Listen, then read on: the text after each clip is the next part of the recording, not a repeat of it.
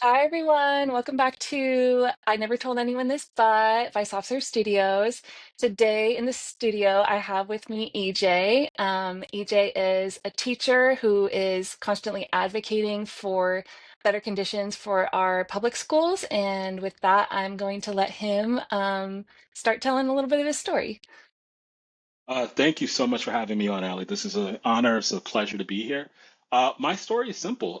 My parents are from the Caribbean.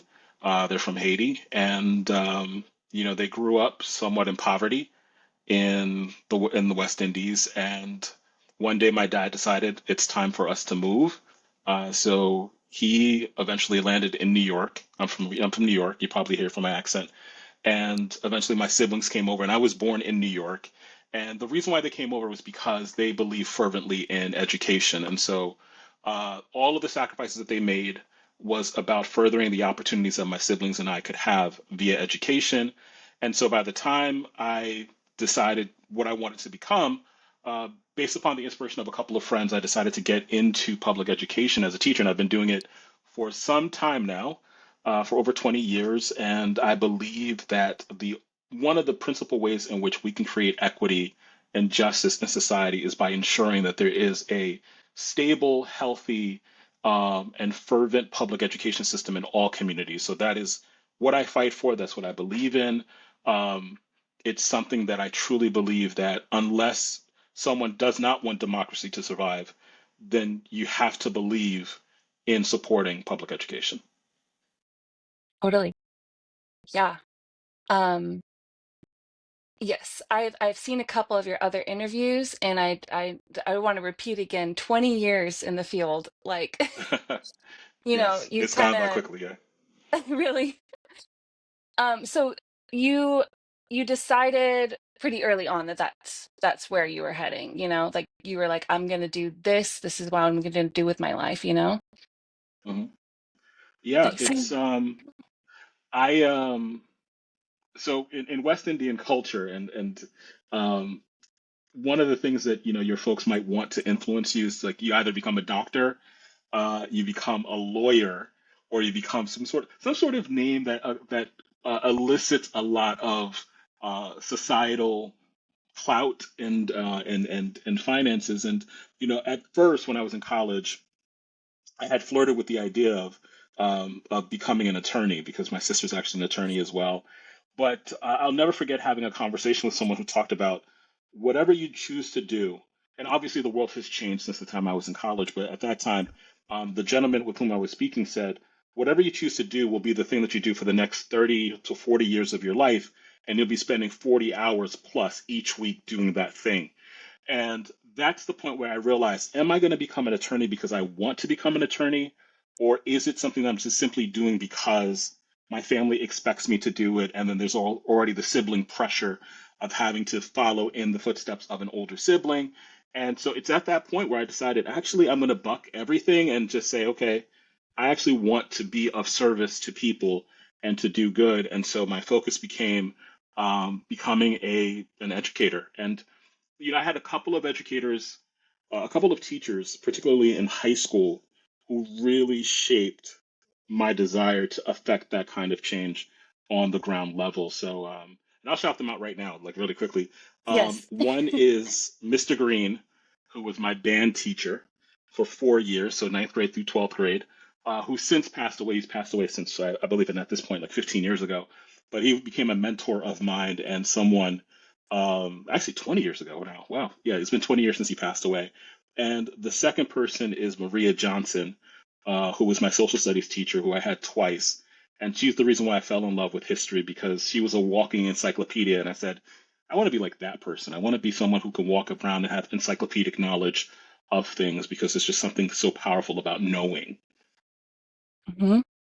Yes, and being able to apply it and all of that. Absolutely. I was hoping, Absolutely. I was going to ask you is like who is that one teacher? And I'm glad you had a couple. That's Yeah. great. And that's and Um, that's the cool thing. That's the cool thing about having had the experiences that I've had where you can have a teacher or two. I've been fortunate to have a few teachers where I can point to say, this particular person shaped my life, this particular person shaped my life. So I know I'm very blessed in that way. yeah, Absolutely. So, did you grow up in a school that you felt was like, I don't know, did you feel that your school had the resources that you are seeing some schools not having, or like, did you experience that? That's a really great question. And so I've never told anyone this. Um, yeah. That though I'm a public school activist, I actually went to Catholic school, K through 12. And so, yeah, it's very shocking, right? It's like, wait, why would you then advocate for public education? It's because when I actually went to college, I started to realize that's the moment that I actually realized there are differences in terms of how kids are prepped for life after K through 12, the world after K through 12 education. So I really was fortunate enough to have parents who could afford to send me to Catholic school. But then when I got to college, I realized, like, wait, there are differences in this. There are differences in terms of preparation. And so, even though I Mhm. went to a good school, there were kids who were far better prepared for the collegiate experience than I was because they had access to certain things that my school could not afford to have. And so, even with teachers in terms of their experience levels, access to technology, the ability to go on certain trips, that's when I started to realize that there was a massive disparity because I had thought all of my life, well, hey, wait. Like my parents are sending me to Catholic school. I'm getting the best of the best education. It's not until you encounter other people you start to realize your understanding of the best is very relative. Mm-hmm. Wow. Thank you for sharing that Yeah. with me and with whoever's going to be listening to this. Wow. Yeah, I mean, I did not expect that. I know I'm seeing someone who grew up Catholic, never left the faith, and like Mhm, I pretty much everybody else I know that's Catholic or was either raised Catholic and won't touch it, or is a mhm. recent convert and or at least left at some point. But I mean, he just never did, and I don't really meet a lot of people like that. Um, but wow, yeah, I mean, so that's very much different than maybe even the majority of students in this country, because right, it's a place where public school is like common. And I Yeah. remember in another interview you said like the country that your parents came from, that's not the case, and like maybe some countries are like that. So I didn't really realize that. Yeah. Like, I'm sorry to cut you off.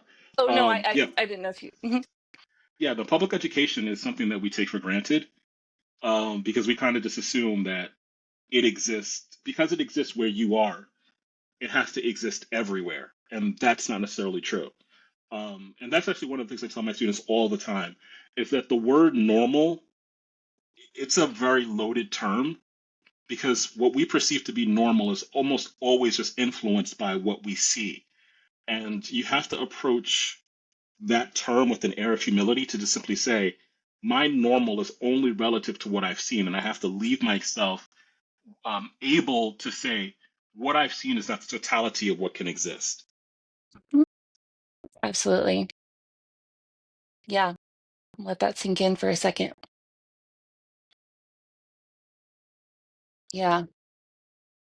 Even even a lot of diagnoses from mental illness to heart attacks. Hmm. There's a lot of study that were done on men's brains and men's bodies, and where they're comparing that to giving the same medication to women, and I'm sure that goes across all kinds of demographics. And I just remember learning that like even the signs of a stroke. My friend just had a stroke 8 weeks Hmm. ago, and she's a walking miracle. I mean, she's up and at 'em, she's charging around, bossing me around. I love it. But I mean, that's not regular, but her signs were different, and so a little. You have to be trained to recognize, I guess.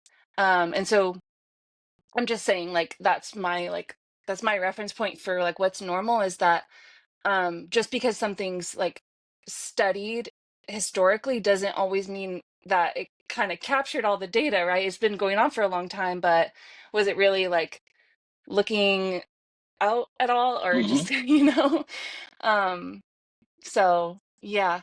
And I love history too. I'm thinking about getting into archival science or something like that. and or like library science.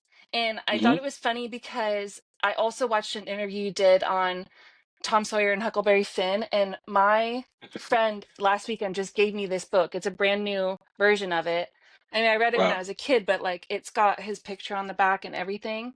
And I was Hmm. like, that's so random. I mean, I guess it's not random because I have stacks and stacks of books around here, but that's just like a new acquisition. And then you were talking about it and I was watching it. It was kind of a trip, but yeah, I mean, Thank you for I watching, can by the just way. yeah, I can just appreciate the way that you like show up and you just like you said, like an encyclopedia. Like I totally see that. You're giving that off. Like you just have this presence, you know? And so yeah, I definitely it's like Thank I you. want to turn the page and like find out more. I'll thank. Well, first off, thank you so much for the kind words, and thank you so much for supporting the work that I've done. It's I had yet another teacher, and this is why, like, again, I'm so passionate about advocating for public education, is because I can point to yet another teacher who I did not mention. His name was Mr. Winters, Mr. Ted Winters, um, who one day pointed at me and called me up after class, and I thought I was in trouble for something, and he actually spoke words into my life that I had no clue what they meant at the time, and it wasn't until like he gave me this assignment. So he basically called me up and he said, "Hey, do you know who Paul Robeson is?"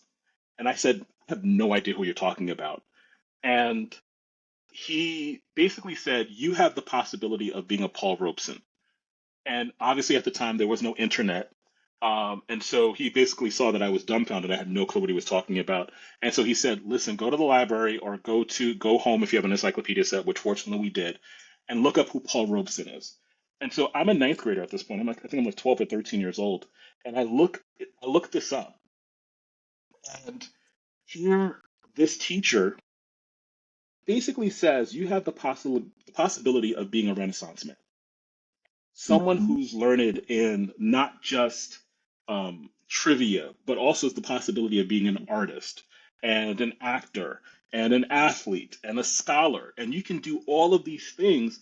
And despite the axiom of, a master, jack of all trades, master of none, you can actually try to master all of those things. And so that one little conversation set me on a path of I want to be these things. I want to be someone who can walk into a room and you don't know what I'm going to do because I've worked at so many different things. And so that's the reason why I believe so fervently about public education, because you never know how one conversation can spark a lifetime of inspiration in a student.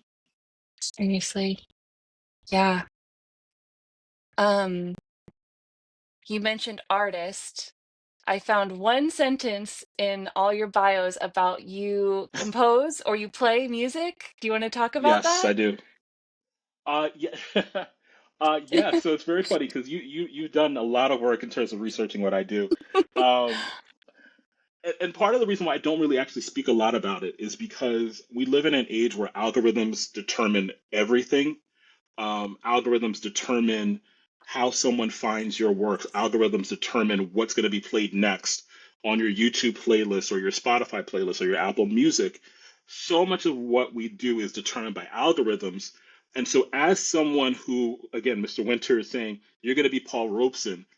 Paul Robeson could exist in a specific time and place where there were no specific algorithms, where you could be someone who could have multiple interests. Unfortunately, in this algorithmic world, it's harder to be that multifaceted or multi hyphenated person because the algorithm only wants you to do one thing. And so, yes, I grew up playing music. As a concert pianist and classical pianist and jazz pianist, grew up in the church. My dad's a pastor. Um, so I would play all kinds of music and I still write. I still occasionally, periodically, not too frequently, I still write and perform. But I kind of put that to the back burner because I feel that this is the time and the place where my mind and my work, my time and my energy has to really be given to um, doing the work of fighting for public education. Nevertheless, I still love the arts. I am such an avid fan of the arts. I still love to write. I still love to compose. If you take a look behind me, there's a keyboard. Oh, right yep. behind my shoulder. Um, so I'm actually in my office slash studio where I do Hey. that, and I could even say like it's something that um, as someone who's in the humanities, it allows me to tap into so many different bodies of knowledge. Um, and when I'm teaching, periodically I'll just throw something in there to allow students to see that, history isn't just what president was president during World War II. It's also what were people listening to? Mhm. What was their form of entertainment? What were they like? What movies were they watching? And so being an artist allows me to tap into those things and to create a richer palette, a richer understanding of what was happening at a particular time and place. Totally. I asked, thank you. I asked Hmm. because the one thing I know, well, I know two things about Paul Robeson, but I won't say the second Hmm. one, but I know one thing that he was a singer. And Yes, people yes, get touchy about where he went and sang, but that's okay. I think he's yes. cool. It would, I just, but that's like the one thing I know about him. I know he was really influential and he would speak out and be an artist. So I'm Hmm. wondering if that's what your teacher meant too, like having Yeah, having both. yeah. I wish I had asked him. I wish I had asked him a follow-up question, and it's not until I got older that I remembered that actual conversation. I'll need to track him down to see if I can actually. I doubt he'll remember. It's something that took place like over 30 years ago, um, but in terms of speaking up and also having the courage to use all of your gifts and talents to defy stereotypes and to challenge social structures or power structures that oppress. I mean, that's really, I think, what um, what we're here for. And at least I know that's what I'm here for: is to challenge power structures and to challenge norms. Yeah. Yeah. Oppression, repression. Hmm. Um, so you had talked about um how there was a like concerted attack on critical race theory, and then now, like, could you say like what in like the past week or whatever is like, are you seeing going against the schools, against education? Have you seen something pop up like more recently? I mean, of course there's something, but I just like, what have you noticed? I mean, I think it's been a concerted attack on public education for a long time. I mean, this is something that is it's actually something I'm very, very passionate about. Um, and actually, if you do the history on public education, this is also something that a lot of us tend to not think about. Um, Public schools are relatively new. I don't think that people actually think about it, because we go through school and we're like, oh, this has always existed. This has to have always been here. It predates you. It predates me, but it's not that long ago. And so once you understand it from that context, I mean, many public schools, we started to actually see a um, a birth of public schools in the late 1800s, early 1900s, which sounds like a long time ago, but it actually is not that long ago. So right around like World War One, and then we started to see more high schools being built around World War Two, which if you actually stop and think about that, World War Two was about 80 years ago. That is not that long ago where we start to see this proliferation of high schools. And so I always do this as like the context of talking about public schools because if you just assume that public schools have always existed, then you don't realize like how they've always been in a precarious state. There are Mm. always people who are challenging the existence of public schools. And even when they were being founded, there were people who were like, I don't want my money being spent on educating someone else's child. Where have I heard that That before? exactly, exactly. Ugh. And so when you set it in that context, you have to just always understand that public schools have always been a lightning rod for conversation, for discourse, for debate. It's always existed in terms of being controversial because people don't want to pay for someone else's education. Um, and since the 1970s, for a variety of different reasons, public schools have constantly been under the microscope and constantly been attacked. So whether we're talking about like, post Brown v. Board of Education, which is 1954, the efforts to desegregate. This is something, again, like when we look at it, and people don't like to talk about this fact, like we teach like desegregation happens in 1954, but no one ever stops to say, did it actually happen? The case happens, Brown v. Board of Education, but how were schools actually desegregated? That's something no one actually likes to talk about, and that there are actual efforts made post post Brown v. Board of Education to maintain segregation of schools. And so for that lasted, that still is happening today. In terms of current attacks on public education, we see what's happening with the Department of Education and how there have been efforts to defund that, which, again, a lot of times people don't really understand what these things do, particularly for students who have special education accommodations and how the federal government actually helps to finance that because educating people is a very expensive endeavor. It's a very, very expensive endeavor. Mm. Um, a couple of years ago, there was the effort in terms of launching the anti-CRT movement, which I speak a lot about. The idea that CRT is being taught to third graders is not what's happening whatsoever. It's a ludicrous attack. Christopher Rufo's talked about this, that he just made it up. But because we live in this algorithmic world, where whatever your political predilections are, you're going to get fed that information, and very few of us actually challenge what we hear. That was effective in terms of dismantling trust in public education. The next chapter of that became the anti woke. Everything became woke. And it was like, well, that's not actually what the term means. There's Right. transphobia. I mean, the list goes on and on and on and on and on. The problem is that we're having, Ali, is there's so much disinformation and misinformation about what happens in public schools that you actually need people to champion and say, no, no, no, wait, stop. Let's take each claim and dismantle them because most people actually live near a public school. And if you actually took some time to actually think about what's actually happening in your local public school, you'd realize that all of these claims are unfounded. They're done with nefarious means behind them. Yeah. I think a lot about like trying to reason with someone who's just in bad faith. He's that person, Hmm. and those people, they're like they'll just say anything, and they don't care. They don't care if they say two things that contradict each other in the same breath. They don't. They're just going to say whatever it is to further, and they do anything to avoid responsibility and accountability. So they'll just Hmm. say anything, and they'll spread any message that like goes towards that. And it's just like how, like I like what you're saying, like just line by line, because somebody has to be reasonable. Yeah. Like, Yeah. right, and yeah, how you're saying too is like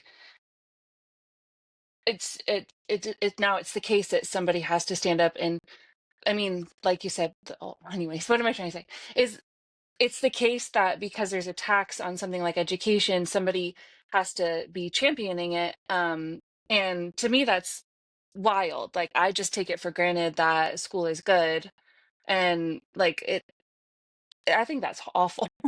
It's like, you know, it like, excuse me. And then there's so much of that going around. I mean, they defunded like just like grants for researchers, and that alone is like, Yeah.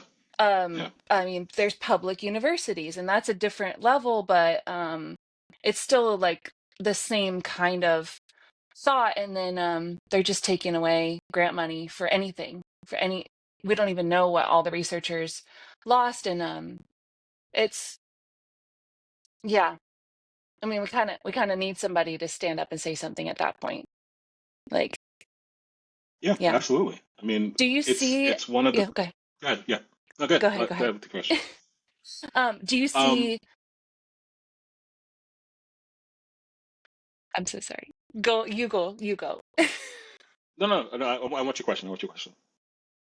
Do you see your colleagues doing the same thing? Like, do you have enough peers that you feel that there's like a support group at least that are like, you know, the people that see it the same way. it's something that education, working in public education, there's a point that you hit in your career where you have a moment of nirvana, where you can actually see the entire chessboard and you see it clearly. Um, I have colleagues who are doing this kind of work, who are advocating for public education, um, who are doing this similar kind of work that I do, and we all take it from different lenses, and that's the beauty of this work that we do because education, public education, is a very complex monster. It's a huge undertaking. What we try to do in terms of educating in a community, hundreds of kids. On a daily basis, where there are operations, there's legal stuff that we have to worry about. Every kid walks in with a different, cultural or economic or class or racial or sexual orientation, with so many religious. There's so many different elements that when kids walk into a school building, they are very complex and nuanced individuals. Families are complex and nuanced. And so the work that I do along with some of my colleagues is we try to tackle it from so many different angles because there's so many entry points to trying to make the system better. The issue that we have is that it's easier to dismantle something than it is to repair or rebuild. And where we are as a society is that there's something entertaining about destruction. There's something entertaining about dismantling. Um, one of the things that I see that's actually quite disheartening is any advanced society should actually want to promote healthy, well-funded public education. It's actually for the betterment of a society, of an industrialized society, for you to have a well-funded, well-run public education society. I mean, as we move further and further into the fourth industrial revolution with this AI revolution, you need well-educated citizens to actually Yeah. participate in this democracy. Mhm. Um, but there just seems to be this constant drumbeat of those who simply want to dismantle it. And I think what's scary is that those who should not support are often the most willing to dismantle public education. Um, that's the scary part. So yeah, there are others doing the work. There are a lot more who need to do the work. I think that I'll just answer this too. I think it's scary to do this kind of work.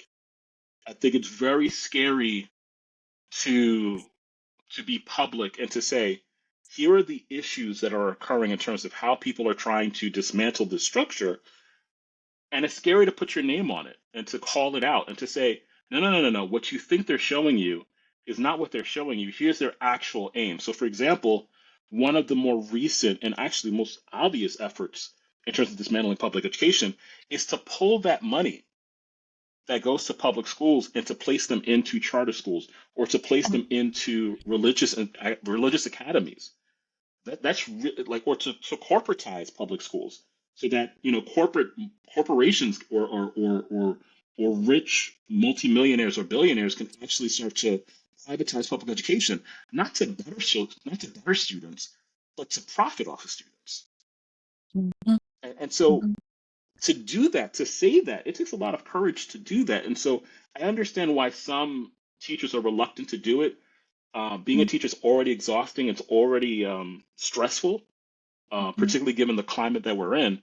And so to do this kind of work and to know that people are going to ridicule you and to chastise you and to Facebook groups, and that's typically what happens is that there'll be Facebook groups and chatter about, like, did you see this, or like, did you hear about this, or did you know that this person is doing this. It does take a certain fortitude and gumption to be able to do it. Mhm. Right. I mean, that's admirable. It's someone told me once like being a teacher is like the most honorable profession because I had subbed for a while and they were like, "Oh," and it's like, I mean, but it I get it. Yeah. Yeah, and doing it for 20 years. I mean, like you said, it can be exhausting and there's Hmm. there's a risk of burnout and everything, but that's really good. That's really good that, yeah, you're not alone in that. Um, and I, I mean, like this, the whole like, um, I don't know, like it's like no publicity is bad publicity or something like that. Have you heard that phrase? I forget what it Oh yeah, is. absolutely. Um, Uh, like I kind of feel like haters, like I get haters on TikTok, and I'm like, why? yeah, Like I have nothing hateable, but like they just, and I'm like, go ahead and comment, please comment twice, and then like your own comment, and then like we're talking about algorithms, like algorithm. It at helps the me. algorithm. Yeah, Yeah. it helps the Show algorithm. me to the Yeah, people that follow you. That's fine. yeah, no, Yeah. Obviously yeah, don't want to attract like the worst stuff, but I mean, it is what it like, it's the attention economy. I was telling my friend about that last night. She's like, "What do you even mean? Why are you yeah, saying that?" I'm like, I don't know how to explain it. It's just the attention economy. But yeah, it's like energy, where attention goes, energy flows. Like it exactly. really is Yeah, like it has to be brought somewhere. Um yeah. and I totally heard what you said about people love to watch a downfall. People Hmm. love to watch somebody get torn apart, or, and I guess a system. Um, it's like they grab popcorn, and it's like, uh, yeah, it's not easy repairing. Um, and it's not easy repairing a relationship after a rupture. So like you said, a system, not just between like a couple individuals, but like all these different people, and I think people that they have a different idea of what even education is. Like, what does it mean to be like Yeah, educated? Uh, yeah, So different, depending on who you ask. yeah. I don't have a question. I'm just kind of rambling. No, but I'm glad you actually raised that point.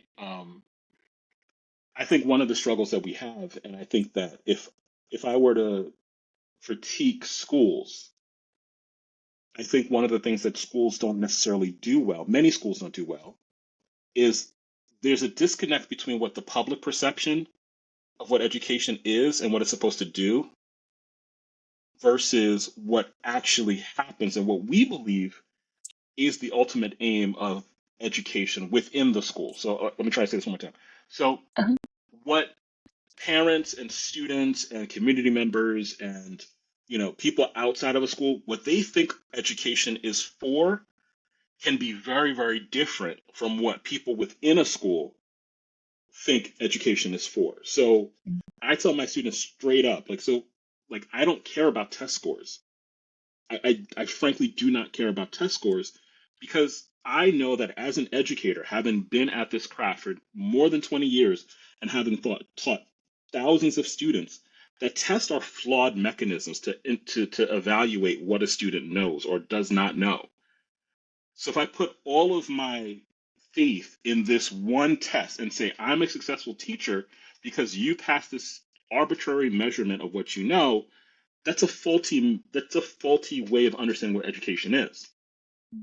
Unfortunately, one of the reasons why public education is where it is because it's hard to actually reconcile what parents expect schools to be for, what students expect schools to be for, what teachers expect schools to be for, what principals expect, et cetera, et cetera, et cetera, et cetera. So that's one of the hard things that we don't know.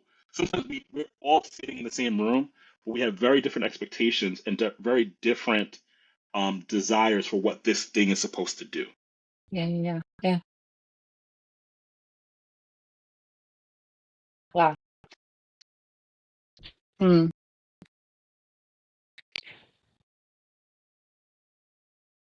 So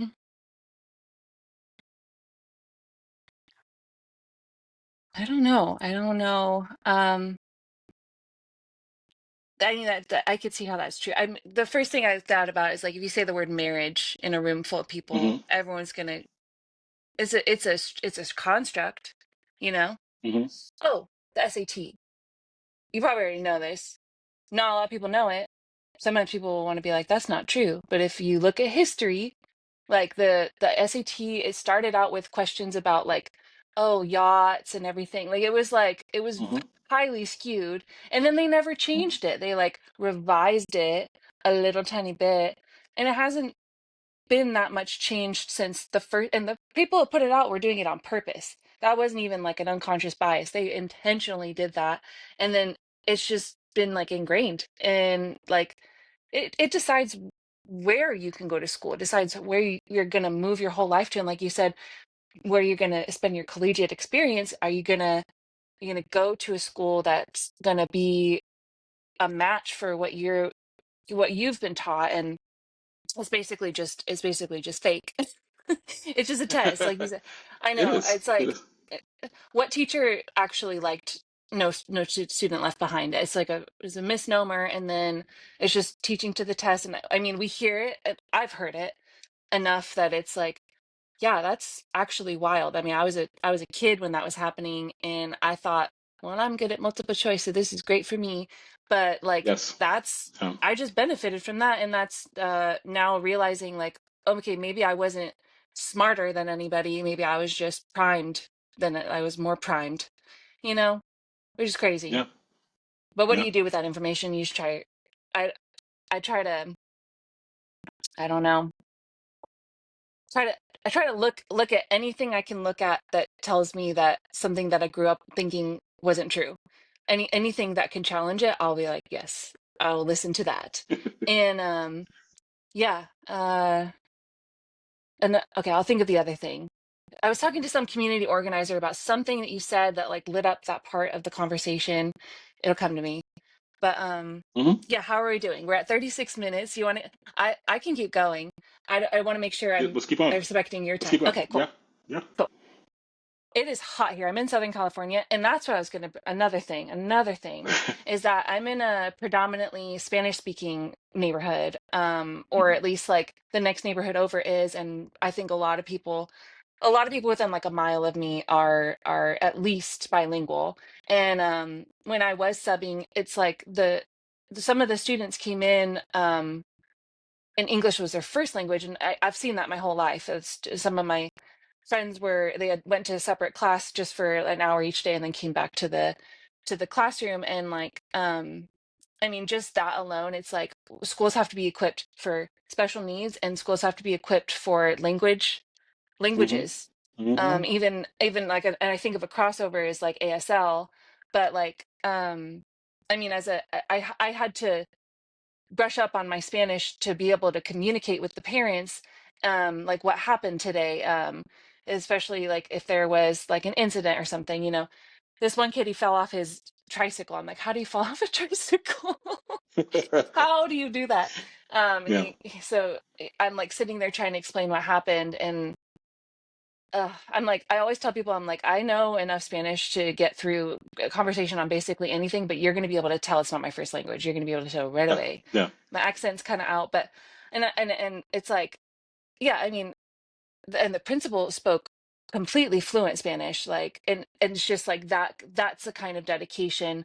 Maybe it's not required, but it's so aware of the community that she's serving, hmm that like, I really respected that. And I'm like, wow, that's really trying to be a part of the student's life, like meeting the student where they're at, like Yeah. Yeah. exactly where they're at, not trying to bring them from where they're not. So that's what I think about a lot. Yeah. Yeah. There's a lot there. I've had a number of experiences where I've talked about the question of, do schools always make decisions that are in the best interest of the populations that they're serving? And so, for example, linguistic diversity is one of the biggest challenges that schools confront, because you're not just looking at what's happening at the local neighborhood, or you're not just looking on the local neighborhood. You're also looking at macro forces. So, for example, um, many schools struggle to hire multilingual teachers Mhm. because culturally, as a society, we tend not to like multilingualism. You know, uh, how many times can you be in a space and at some point you hear someone speaking another language, and you might see someone or hear someone say something to the effect of, "Well, speak English."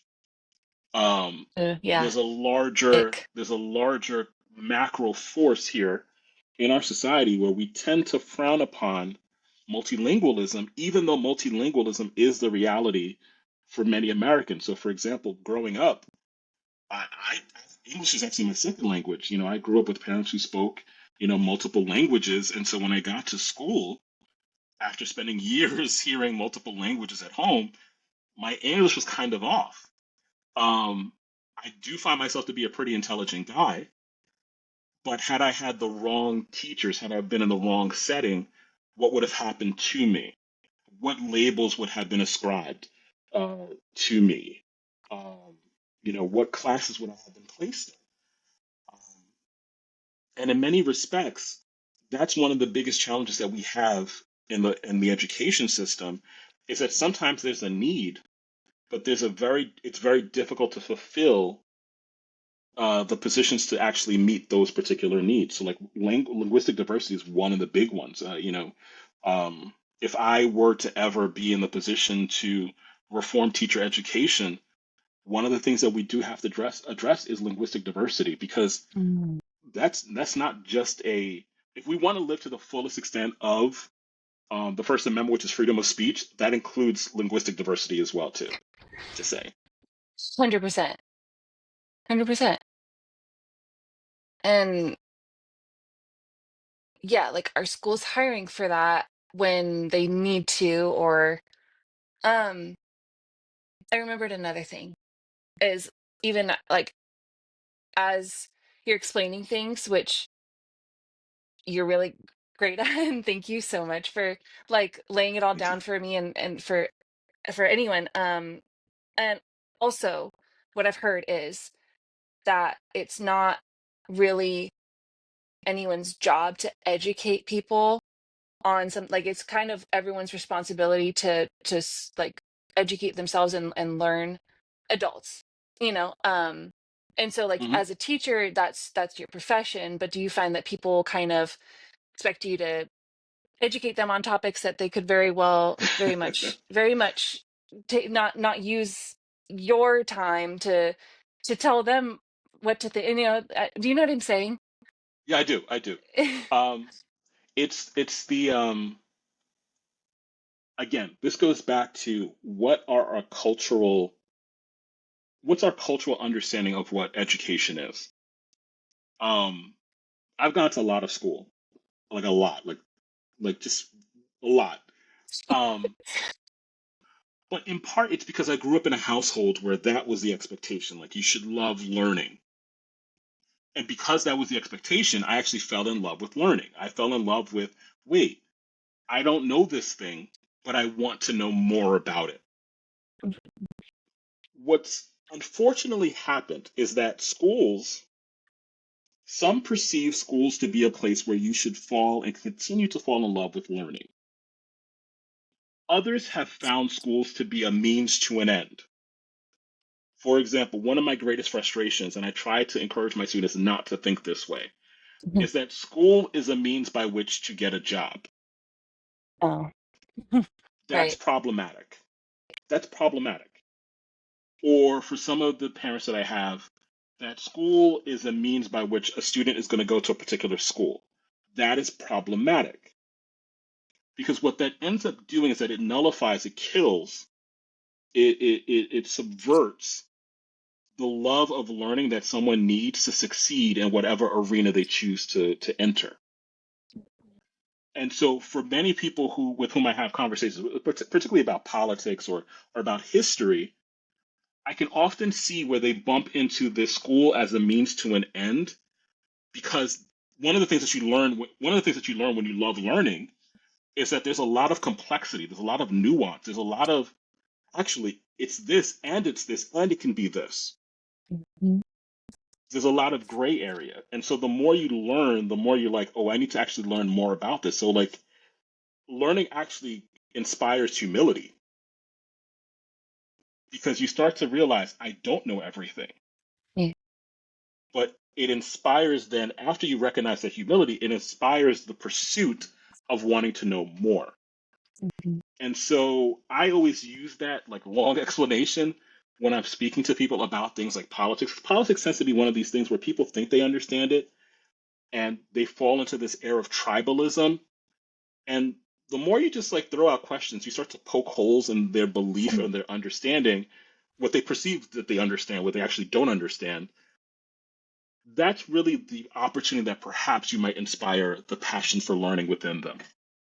Um, so yeah, so like I think that if we had a society, and again, like I'm gonna say this because I am somewhat biased. I am a college educated man who's in the arena where I teach, and continual learning is that's a luxury of mine. Like I'm in that space where I can continually learn. There are some people who life doesn't allow for them to to do that. But I do think that culturally, if we moved into that arena, then there are certain things that we have, certain issues that we have, particularly when it comes to political understanding, media literacy, when it comes to just literacy in general, they'd be less of an issue than they are today. Mhm. Literacy. Can people Hmm. even read? Can can people even read and then comprehend? Comprehension, Hmm. right? Like um we are not number one on on any measure, and it's like, dang, it's like, yeah, how are people supposed to know what they're talking about when they're talking about political anything? And people are like, oh, I don't like talking about politics. I love talking about politics. I So do I. love stirring the pot. Yes. And I'm just here to stir the pot, like, honestly. And like, so, and yeah, poking holes is so fun. But then I start poking holes in my own things, and it gets really tiring. But like how is anyone supposed to be able to make informed decisions if they can't? It, it's not just having access to the information. It's Hmm. not just, it's like something has to be persuasive to even Hmm. make an impact. And then it's like, I don't know. They have to be informed in a real way. What what their choices, like in democracy, what our choices are going to mean. And what the heck we're doing when we go to the ballot. Like, what are we I mean, oh my gosh. California, I don't even know if I can talk about it. It made me nauseous. Like, we had a measure that didn't pass, and Hmm. I did not even know it was up for debate.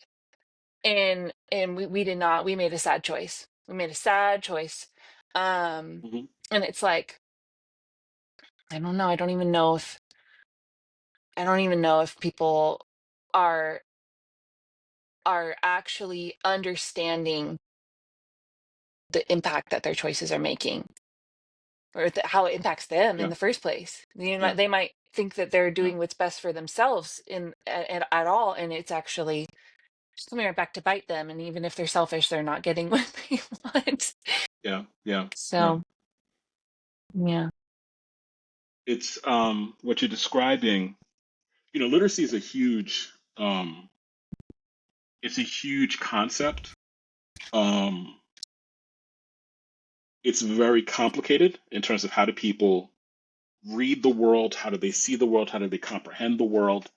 Um, but it's also like in terms of learning, right? There's a relationship between literacy and learning, but learning is we don't only learn about the world through literacy.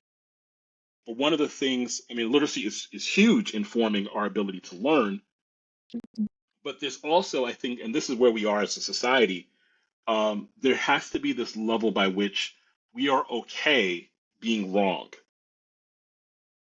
Yeah. Um, the more eh, the more we can accept that we can be wrong about something is the more then attitudes and beliefs can change. I think one of the things that has occurred, particularly in this algorithmic world that we live in, that I keep on talking about, steeped in social media and the internet, um, the harder it's become for people to admit or to accept that you're wrong about something, and that actually being wrong is one of the first steps to become or to learning. Like to say, okay, this is not the right way, or this is my logic here is flawed. Um, Unfortunately, what we've gone as a society is we look for affirmation of our wrong.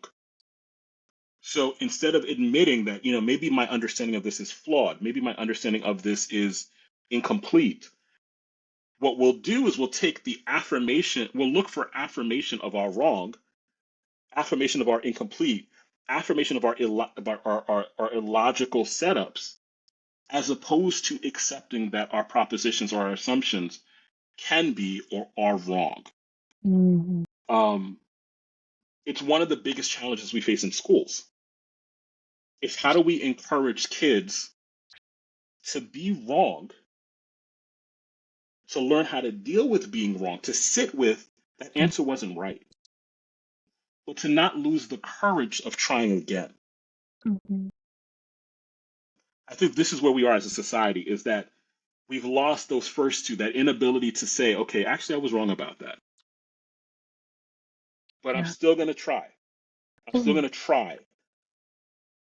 And instead, what we've done is, because this is easier, remember, it's easier to destroy than to build. Um, there are structures in place that have made it easier to discredit expertise or to discredit institutions or to discredit those who know, as a means of allowing us to maintain our wrong and to say, my wrong is right because you're no more of an expert than I. Even though someone might have 20 years of experience, 30 years of experience, having gone to school. I mean, again, I'm a pretty smart guy, but when it comes to astrophysics, I would listen to Neil deGrasse Tyson. Like, you know what I'm saying? Like, that is because I believe in expertise. Like, there are people who are experts in things. Uh, I can hum a tune, but I'm not Beyonce. When Beyonce sings, like, if when Adele sings, they are experts. But to be able to say those things, you have to be able to sit in, hmm, this is wrong. And I need to be able and willing to reframe my understanding because my wrong is wrong. Mhm. Yeah, guilty. Um, yeah, We all are guilty. We all are. gosh. No, I know. I can see it in everyone else. Everyone else is doing it. But yeah. Mm. Oh, or making a mistake. Like I was mistaken about that. Um, Speaking of algorithms, and we are talking a lot about them, I like to Mhm. ask people, what is on your For You page? What what is the algorithm feeding you right now? Wow, that's a great question. My algorithm is feeding me a lot of Broadway. Oh, Broadway, It's yes. feeding me I love Broadway, so it's feeding me a lot of Broadway. It's feeding me a lot of politics, tons and tons and tons and tons of politics. It's feeding me a lot about the New York Knicks because I'm a huge basketball fan as well too, as well as a Yankees fan. So I know that you're in California, but I'm a New Yorker, so uh, go Yankees, go Knicks. Mm, Um, and so, yeah, so it's feeding, and it's also feeding me a lot about education because, like I said, like there are a lot of teachers, there are a lot of good teachers who are doing great work. And one of the hardest things, and I'm actually thinking of a colleague of mine. There are lots of teachers who do great work, but they do it without recognition, mhm, mhm, and mhm. they go unrecognized. They've taught for 5, 10, 15, 25 years. They don't win the awards. They don't win the accolades. They'll never be invited to Disney World, and they will never win Disney's Teacher of the Year. By the way, Disney, where's my Teacher of the Year? I'm calling it now. Where is it? But where is it? Like, how do I get an application? Like, can I get an application? Do I nominate myself? Um, but I think that's um, one of the reasons why I love doing this work, why I love coming on podcasts and writing and doing all of this stuff, is because it's not every teacher who has the ability or the disposition or the fortitude to to do that work, the teaching work, on top of this, like with this Mhm, as an addition. So a lot of my pages, like what I get are stories of teachers who are trying to do the best in the classroom, but they don't have advocates. They don't have someone who's going to champion them. They just go home and it's like, okay, I have a couple of hours to get my life together, grade some papers, go to sleep, and do this all over again without any recognition, without so much as a thank you. Mhm. So a lot of my pages are about really those people and really trying to be a voice for them as well too. Mm. Yeah, I would love to meet some of them one day. Um, it made me think of Miss Rachel because I mean she's well known and Hmm. she just started talking about because she's an advocate for small children, she started talking about the conflicts and how it's affecting children. And I said, Hmm. "Oh, that not makes sense. She is an Yeah. expert in this thing, and it's across these borders that she's like, and it's still for her that that child is a child, and like we Yes. can't demonize anymore with that kind of logic, you know, like it's what Yeah. there's just not it's not going to happen if they're a preschooler, they're a preschooler, and it's so um I don't know that I mean that's someone with recognition, and then yeah, I I hear you saying it's got to be tiring. I don't know what Oh that's yeah. like. Exactly. But Yeah. hopefully some teachers see this or somebody who wants to be a teacher sees this and they, you know, they feel like maybe they're not alone. That's kind of the deal with like what I want to do on the internet is somebody Mm. somewhere is not going to feel alone because I spent a real long time not I felt spent a long time feeling alone. I spent a long time Yeah. not having I had zero friends, and it's like people wouldn't Wow. believe it right now.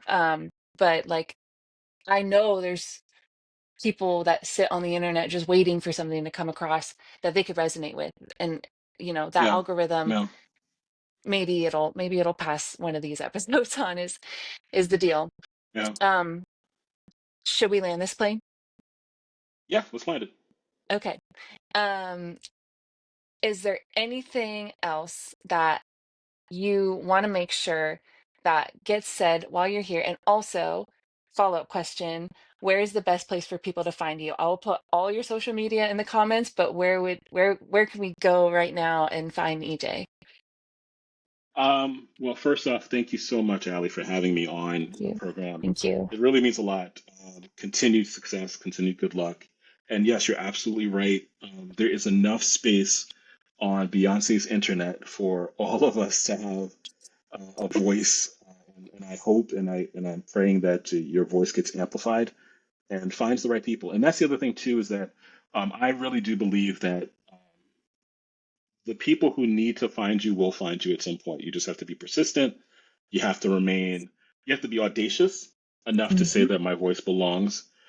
Because a lot of the large platforms they didn't start as a large platform. Someone was audacious enough to believe that they had the right to share what was on their mind, and much the same way that's where I am. So, for anyone who's interested in following what I do, please find me on Instagram and Threads and Facebook. I primarily post on Instagram and Threads. It's EJ underscore Blanchard, which is BLAN as in Nancy CHARD. I'm going to be doing a lot more on Instagram. A lot. I have something that's going to be coming up with YouTube. I will be posting some writing stuff very soon. Some more writing stuff, some articles and stuff that I'm working on. But yeah, like the reason why I'm asking for people to support this work is because um, I'm not a gossip columnist. I'm not a politician. I'm not an entertainer. And so these are critical issues that they need to be amplified, and they're not entertaining, they're not sexy, but they're very important. They are incredibly important. And so for this work that I'm doing to get across, I need as many people to support, to like, to activate the algorithm so that people can find it, because teachers need this kind of support, kids need this kind of support, schools need this kind of support. So that's really my story. And so thank you again for having me on the show. Thank you. Thank you for your time. Thank you for your energy in the attention economy. And just thank you for being here. I Absolutely. really I I think I needed to hear I think I heard what I needed to hear, and I really hope that it that someone else, yeah. finds this, and yeah, I'm gonna continue to follow your journey. I want to read Thank those you so much. articles, and Yes, they're coming soon. I hope you have a great rest of your day. Thank you again. Thank you. Bye.